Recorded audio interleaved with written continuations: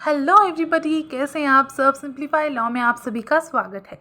आज के इस सेशन में हम स्टडी करने जा रहे हैं Hindu marriage act 1955 family law का एक टॉपिक जिसका नाम है जुडिशियल सेपरेशन।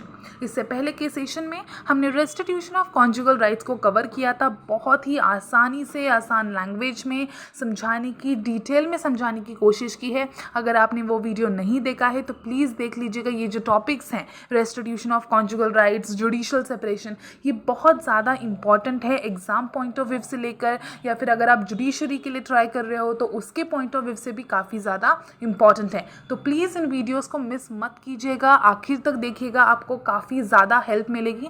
और अगर आपको किसी भी तरह का डाउट हो आप डेफिनेटली कमेंट सेक्शन में पूछ सकते हैं। और भी जो भी इंपॉर्टेंट टॉपिक्स अगर आपको लगते हैं तो आप प्लीज़ सजेस्ट करिएगा कमेंट सेक्शन में, ताकि मैं उन लेक्चर्स पर भी वीडियोस बना सकूं। चलिए शुरू करते हैं हमारा आज का ये सेशन, जुडिशियल सेपरेशन। चलो इंट्रोडक्शन से शुरू करते हैं। देखिए, judicial separation under Hindu law refers to a legal remedy available to a married couple govern by Hindu personal laws who wish to live separately without terminating their marriage. देखिए, ये जो है ये सेंटेंस काफ़ी ज़्यादा इंपॉर्टेंट है जब हम जुडिशियल सेपरेशन को स्टडी कर रहे होते हैं। क्या है? मैरिड कपल के लिए एक तरह की रेमेडी है जो क्या चाहते हैं, साथ में रहना नहीं चाहते, who wish to live separately, जिन्हें अलग रहना है लेकिन उन्हें अपनी मैरिज भी टर्मिनेट नहीं करनी है। ठीक है, तो ऐसे कपल्स के लिए ये जो है जुडिशियल सेपरेशन, ये एक रेमेडी प्रोवाइड करती है अंडर हिंदू लॉ। देखिए, unlike divorce which dissolves the marital bond, judicial separation allows the couple to live apart while still maintaining their marital status. यानी कि देखिए, डाइवोर्स में क्या होता है, जब डाइवोर्स के लिए पिटीशन या डाइवोर्स फाइल किया जाता है तब जो कपल है उनका जो मैरिटल बॉन्ड है, उनका जो रिश्ता है वो हमेशा हमेशा के लिए ख़त्म हो जाता है। ठीक है, वो अलग रहने लग जाते हैं, साथ में उनका जो मैरिटल या जो मैरिड ये जो स्टेटस है ये उनके साथ नहीं रहता, वो भी वहाँ पे ही ख़त्म हो जाता है डाइवोर्स के साथ ही। लेकिन यहाँ पे जुडिशियल सेपरेशन में ऐसा नहीं होता। जुडिशियल सेपरेशन कपल को अलग रहने की इजाज़त दे देता है, उन्हें अलाउ करता है while still maintaining their marital status, यानी उनका जो मैरिड ये जो स्टेटस है, जो मैरिटल स्टेटस है, वो कहीं ख़त्म नहीं होता है। The legal concept is significant because it provides an alternative to divorce for couples facing irreconcilable differences or problems within the marriage। तो ये जो है ये एक तरह का हम कह सकते हैं एक ऐसा कंसेप्ट है जो डाइवोर्स का एक अल्टरनेटिव प्रोवाइड करता है, डाइवोर्स के लिए एक ऑप्शन प्रोवाइड करता है कि सीधा डायरेक्टली डाइवोर्स की तरफ ना जाते हुए एक ऐसा कोई सुझाव दे दे, एक ऐसी कोई कंसेप्ट ला दे, एक ऐसी कोई रेमेडी दे जिससे उनके डिफरेंसेस भी सॉर्ट आउट होने के लिए मदद हो जाए, उन दोनों को एक दूसरे की अहमियत समझ में आए और वापस से उनका जो रिश्ता है वो अगर जुड़ सकता है तो जुड़ जाए। देखिए, the provision of judicial separation is provided under section 10 of the Hindu marriage act 1955। Okay, अभी हम देखेंगे जुडिशियल सेपरेशन सेक्शन 10 के अंदर प्रोविजन क्या है। ठीक है, इन्हें हम वर्ड बाय वर्ड डिटेल में अच्छे से स्टडी करेंगे। देखिए, काफ़ी ज़्यादा इम्पॉर्टेंट ये चीज़ होती है जब भी हम कोई लीगल प्रोविज़न पढ़ते हैं, उसकी कंसेप्ट या उसके जो वर्ड्स हैं उन्हें समझना। इसलिए जो मैं रीड करके उन्हें एक्सप्लेन करती हूँ, इसके पीछे मेरा इंटेंशन, मेरा मोटिव यही रहता है कि आपकी डबल रिवीजन हो जाए। जब हम पहली बार सिर्फ रीड करते हैं तो थोड़ा सा हमें समझ में आता है, और जब मैं इसे वापस से सिंपल लैंग्वेज में एक्सप्लेन करती हूँ तो वो कॉन्सेप्ट और अच्छे से और आसानी से समझ में आती है। तो यहाँ पे जुडिशरी में भी अगर आप देखेंगे तो बेयर एक्ट्स जो होते हैं वो काफ़ी ज़्यादा इंपॉर्टेंट होते हैं। हम ऐसा कह सकते हैं कि जुडिशरी का जो बेस है, जो फाउंडेशन है, वो ही होते हैं बेयर एक्ट्स। तो यहाँ पे बेयर एक्ट्स पढ़ने के लिए सबसे इंपॉर्टेंट जो टेक्निक है, या फिर हम कहते हैं इंपॉर्टेंट जो बात है, वो ये है कि बेयर एक्ट की लैंग्वेज को समझना, बेयर एक्ट कैसे पढ़ते हैं ये समझना। अगर हम अच्छे से बेयर एक्ट पढ़ेंगे तभी वो कॉन्सेप्ट हमें अच्छे से समझ आएगी, वरना कभी क्या हो सकता है, मिस इंटरप्रिटेशन हो सकता है। जो कॉमाज होते हैं, जहाँ पे फुल स्टॉप होती है, ये वाली जो चीज़ें भी है ना, ये भी लैंग्वेज का इंटरप्रिटेशन कभी कभी बदल सकती हैं। तो यहाँ पे सही ढंग से पढ़ना बहुत ज़्यादा ज़रूरी है। तो इसकी जो प्रैक्टिस है आप शुरू से ही रखिएगा। ठीक है, थोड़ा सा कॉन्सेप्ट से बाहर चले गए। इंटेंशन यही था कि जो भी प्रोविजंस होते हैं, लीगल प्रोविजंस, उन्हें आप अच्छे से पढ़िए। ओके, चलिए अब इसे देखते हैं। सेक्शन 10 में क्या कहा गया है। Either party to a marriage whether solemnised before और after the commencement of this act. देखिए, जो मैरिज में जो कपल है, ठीक है, उनकी शादी जो है, उनकी जो मैरिज है, वो इस एक्ट के आने से पहले हुई हो या इस एक्ट के आने के बाद हुई हो। Either party to a marriage वो क्या कर सकती है, प्रेजेंट कर सकती है a petition praying for a decree for judicial separation on any of the grounds specified in subsection 1 of section 13, and in the case of a wife also on any of the grounds specified in subsection 2 thereof as grounds on which a petition for divorce might have presented। देखिए, अब यहाँ पे इस clause में, section 10 के इस पहले clause में क्या कहा गया है, इसमें ये कहा गया है कि जो कपल है, जिनकी शादी हुई हो, चाहे इस एक्ट के आने से पहले हुई हो या इस एक्ट के आने के बाद हुई हो, वो क्या कर सकते हैं, जुडिशियल सेपरेशन के लिए, जुडिशियल सेपरेशन की डिग्री के लिए पिटीशन प्रे कर सकते हैं कोर्ट के सामने। ठीक है, किन ग्राउंड्स पे ये पिटीशन जो है फाइल कर सकते हैं, या डिग्री चाह सकते हैं जुडिशियल सेपरेशन के लिए, तो वो ग्राउंड्स जो हैं वो सेक्शन 13 सब सेक्शन 1 में और सब सेक्शन 2 में बताए गए हैं। सब सेक्शन 2 जो है, इसका जो इस्तेमाल है स्पेसिफिकली वाइफ्स के लिए दिया गया है। ठीक है, तो चलिए आगे पढ़ते हैं। ये जो ग्राउंड्स हैं, ये आगे हम डिटेल में समझने ही वाले हैं, पहले इस प्रोविजन को कंप्लीट कर लें। देखिए, सेकेंड क्या कहती है, where a decree for judicial separation has been passed it shall no longer be obligatory for the petitioner to cohabit with the respondent, but the court may on the application by petition of either party and on being satisfied of the truth of the statements made in such petition resign the decree if it consider it just and reasonable to do so। देखिए, यहाँ पे क्या कहा है, जब judicial separation के लिए अगर डिक्री पास कर दी है कोर्ट ने, तो यहाँ पे पटिशनर के लिए, जिसने फाइल किया है ना, उसके लिए ऑब्लिगेटरी नहीं रहता है, इसकी कोई जिम्मेदारी नहीं रहती है कि वो रिस्पोंडेंट के साथ रहे ही।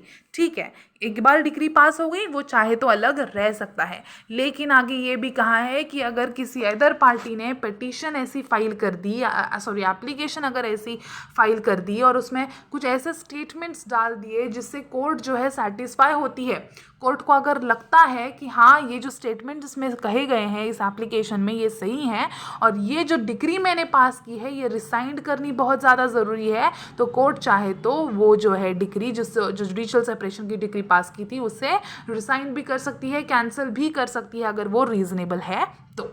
ठीक है, आगे बढ़ते हैं। देखिए, अब जो प्रोविजन हमने, लीगल प्रोविजन जो सेक्शन 10 के अंदर की स्टडी की है, इन्हें थोड़ा सा समराइज करते हुए इन्हें सिंपलर टर्म्स में देखते हैं कि क्या कहा गया है। पहला, हस्बैंड और the wife can seek for the judicial separation under section 10 of the Hindu marriage act. Section 10 के अंदर जुडिशियल सेपरेशन के लिए हस्बैंड और वाइफ क्या कर सकते हैं, कोर्ट में आ सकते हैं। Separation can be claimed by filing the petition in the competent court for judicial separation. अब ये जो सेपरेशन है, इसका जो पिटीशन है आपको फाइल करना पड़ेगा कंपीटेंट कोर्ट में। ओके, आगे देखिए, अब जो ग्राउंड्स हैं जुडिशियल सेपरेशन के लिए, वो ग्राउंड्स जो है section 13 sub section 1 and sub section 2 में यहाँ पे बताए गए हैं, जो अभी हम स्टडी करने वाले हैं। Once the court pass the order for separation, the spouses are no longer bound to have cohabitation and both are allowed to live separately. मतलब एक बार अगर ऑर्डर पास कर दिया गया सेपरेशन के लिए, तो यहाँ स्पाउसेस के ऊपर कोई जिम्मेदारी नहीं रहती है, they are no longer bound to have cohabitation, वो चाहे तो अलग रह सकते हैं। ठीक है, चलिए आगे देखते हैं। Okay, grounds of judicial separation. अब जुडिशियल सेपरेशन की कॉन्सेप्ट क्या है ये तो हमने समझ लिया। अब किस बेसिस पर, किन ग्राउंड्स पर ये जुडिशियल सेपरेशन की डिग्री पास होती है, ये भी तो देखा जाए। देखिए, the grounds for divorce has given under section 13 sub section 1 and sub section 2 have been made the grounds for judicial separation while previously they were separate and different. देखिए, इन ग्राउंड्स का भी 1 बाय 1 स्टडी करने वाली हूँ, समझाने वाली हूँ। आपसे रिक्वेस्ट है कि आखिर तक बने रहिएगा, अच्छे से समझने की कोशिश करिएगा। ओके, देखिए, पहला है अडल्ट्री, सेक्शन 13(1)(1). देखिए, it means where any of the spouses voluntarily had sexual intercourse outside marriage. Here the aggrieved party can claim relief only when the intercourse takes place after marriage हो गया। यहाँ पे देखिए क्या कहा गया है कि अगर मैरिज में रहते हुए अगर किसी का एक्सटर्नल मैरिटल अफेयर है या कोई मैरिज में रहते हुए अगर बाहर किसी के साथ सेक्सुअल इंटरकोर्स करता है तो यहाँ पे जो अग्रीव्ड पार्टी है वो रिलीफ क्लेम करने के लिए जुडिशियल सेपरेशन की पिटीशन फाइल कर सकती है। दूसरा ग्राउंड है क्रुअलिटी। देखिए, when the spouses treats his और हर पार्टनर, ठीक है, यहाँ पे सिर्फ आप मेल ही है मतलब फीमेल के ऊपर ही क्रुअलिटी हो सकती है, ये आप ध्यान में नहीं लीजिएगा। देखिए, कई ऐसे रिश्ते होते हैं जहाँ मेल के ऊपर भी क्रुअलिटी या जो टेंशन है, मैरिटल प्रेशर जो है वो उन्हें सहना पड़ सकता है। तो यहाँ पे हमें दोनों को ध्यान में रखकर करना है। तो यहाँ पे क्रुअलिटी के बेसिस पर अगर किसी को मेंटल इंजुरी या मेंटल पेन, मेंटल प्रेशर से सफ़र करना पड़ रहा है, फिजिकल प्रेशर से सफ़र करना पड़ रहा है, तो यहाँ क्रुअलिटी के बेसिस पर जो है इधर पार्टी जो है पिटीशन फाइल कर सकता है for the judicial separation. Third देखिए ग्राउंड है डिजर्शन। यहाँ पे देखिए क्या लिखा है, it can be explained as where either spouse leaves the other spouse for any reason without informing him or her for a period of not less than 2 years before filing the petition by another spouse. Desertion gives a right to claim relief or judicial separation for the aggrieved party.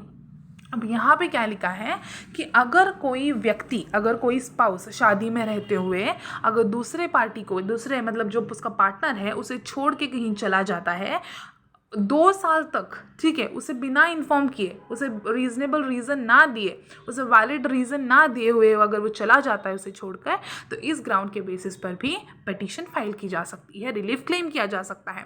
देखिए, next ground है unsound mind. इसमें कहा गया है कि अगर marriage में रहते हुए अगर कोई स्पाउस मेंटल डिजीज से सफ़र कर रहा है जिसकी वजह से अदर स्पाउस को उसके साथ रहने में, उसके साथ कोहैबिट करने में डिफ़िकल्टी महसूस हो रही है, तो इस बेसिस पर भी जुडिशियल सेपरेशन फाइल कर सकते हैं। ओके, देखिए नेक्स्ट वेनरल डिसीज।